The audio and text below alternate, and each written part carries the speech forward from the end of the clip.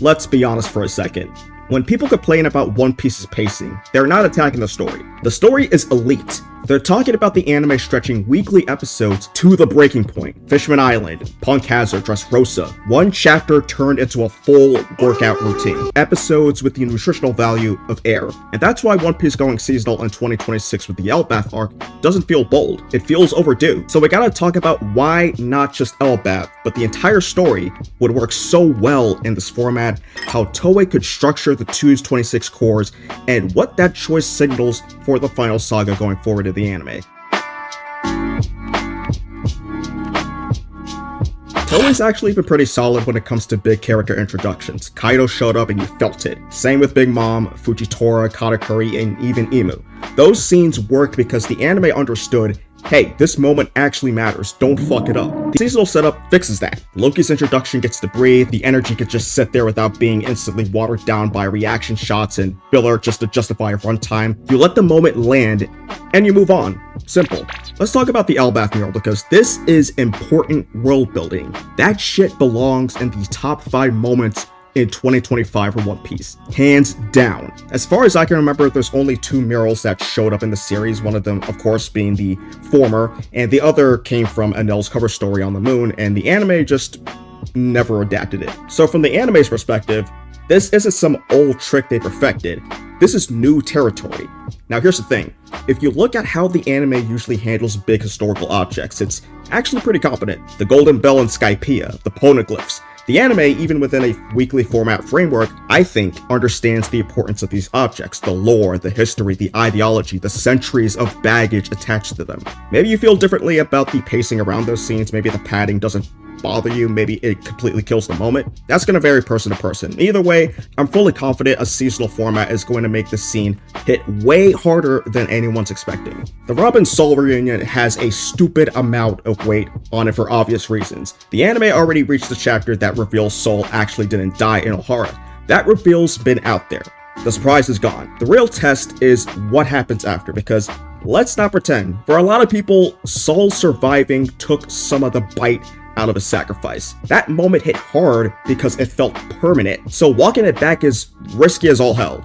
And when the anime finally gets there, it has to tread very carefully. This is one of those scenes that's instantly easy to screw up.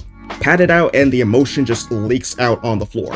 Rush it and it feels empty. So there's a razor thin sweet spot where it actually works, and missing it even a little is noticeable, but if they nail it, this could be one of the best emotional adaptations the anime has ever pulled off. And the last thing that makes Elbaf a must-watch is the world building itself. Elbaf's been name-dropped since Little Garden. That's ancient history by One Piece standards, long before Wano. So this isn't some random island popping up late because we needed new content. This is something the series has been edging for literal decades. What makes me optimistic is that the anime already pulled off with Wano. Wano worked so visually because the anime didn't present it as your Dressrosas or your Drum Islands or your Alabastas. That arc got the full princess treatment. You really felt immersed with the culture and the architecture. The color palettes did their thing. Different regions actually looked and felt different from each other. That consistency is why people remember Wano as a place and honestly would want to visit if it was actually a real place in the real world. So with Elbaf, I'm expecting that same treatment, just cranked up.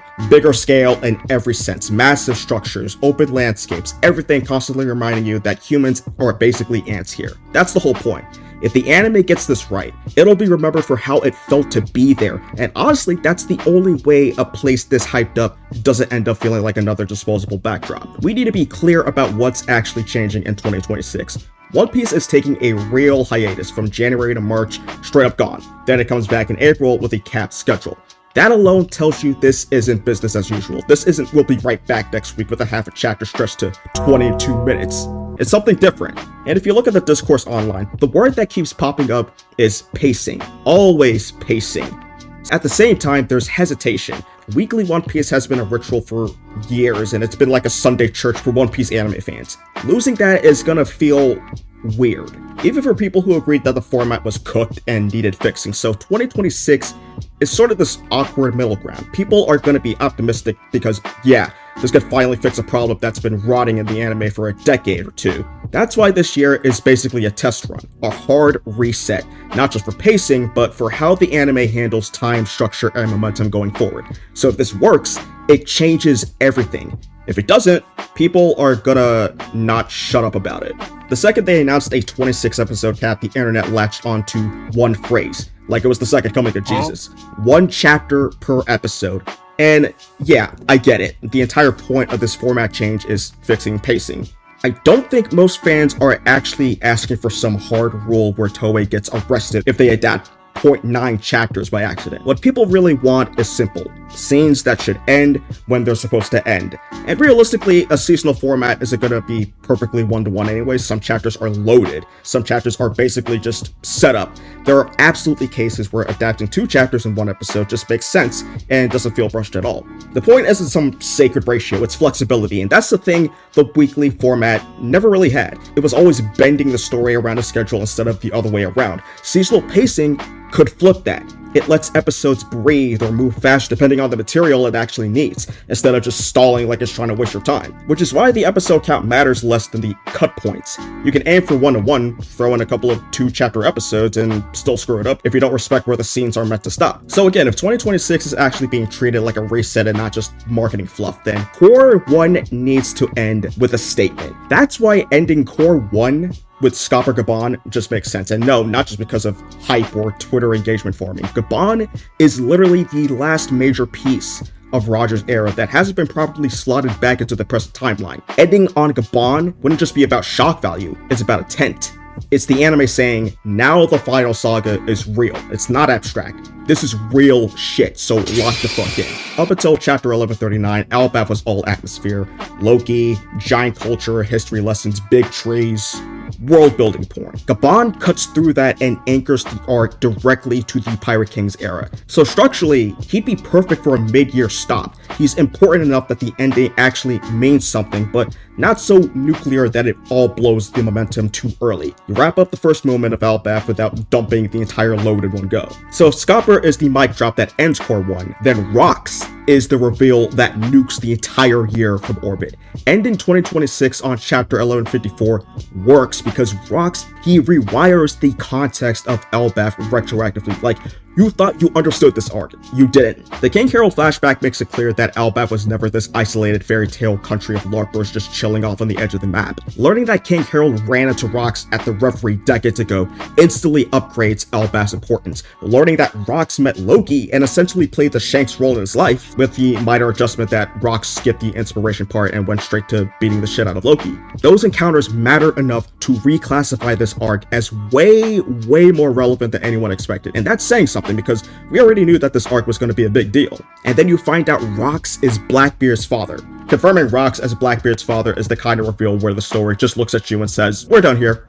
We're done here for the year. Ending 2026 on Rocks is the anime saying, brace yourself. And if you're a manga reader, you already know why. 2027 is about to beat the living shit out of your current understanding of Rocks. So when you put all this together, I think it's appropriate if the anime decides to give each pair of cores per year a subtitle like the Bleach 1000-Year Blood War arc cores, to name 2026's cores Land of Gods Part 1 and 2. Naming these cores Land of Gods creates a powerful thematic irony by transitioning from a false divinity to a global threat. The section begins with the crew trapped in a miniature diorama, mockingly dubbed the Land of Gods by Road, who was pretending to be the sun god. And then you have Loki claiming to be the sun god, and then finally it concludes with a desperate battle against the Knights of God. And the cherry on top, the King Harold flashback starts with introducing his past self as a dick, proclaiming he's a god among men. It's a year-long transition from people pretending to be gods to people who genuinely believe they have the right to rule the world. And that's what'll make 2026 feel so complete without feeling finished. You don't end with answers, you end with the realization that the real gods of this world aren't myths at all. They're systems, they're power structures, and people who've been hiding in plain sight. To understand why One Piece is changing now, you have to zoom out past the Elbaf arc and look at the anime industry as a whole. Here's the reality. Starting in 2026, One Piece is going to be seasonal, which immediately puts it in line with how most modern, high-profile anime series are produced. That's why it makes sense that comparisons to Bleach 1000-Year Blood War started popping up everywhere. Not because Toei said that they're gonna copy Bleach, but because the TYBW is a recent example of a long-running shonen switching formats and still feeling like an event. What this really proves is that the old idea that weekly episodes are the only way to stay relevant doesn't hold anymore. Seasonal releases, clear endpoints, and breaks between cores are kind of the normal now, even for legacy series. One thing I do want to shut down right away before this turns into a quality debate. Toei already proved that they can animate. Wano settled that argument permanently. You can bitch about pacing all you want, but seriously, nobody is going to claim Toei lacks talent. Because when they lock in on a moment, the animation goes hard, full stop. So no, the issue is never really can Toei cook. The issue is how long can you keep the kitchen on fire before everybody passes out. Running a weekly anime for decades straight isn't exactly impressive anymore. It's a content treadmill that just never slows down.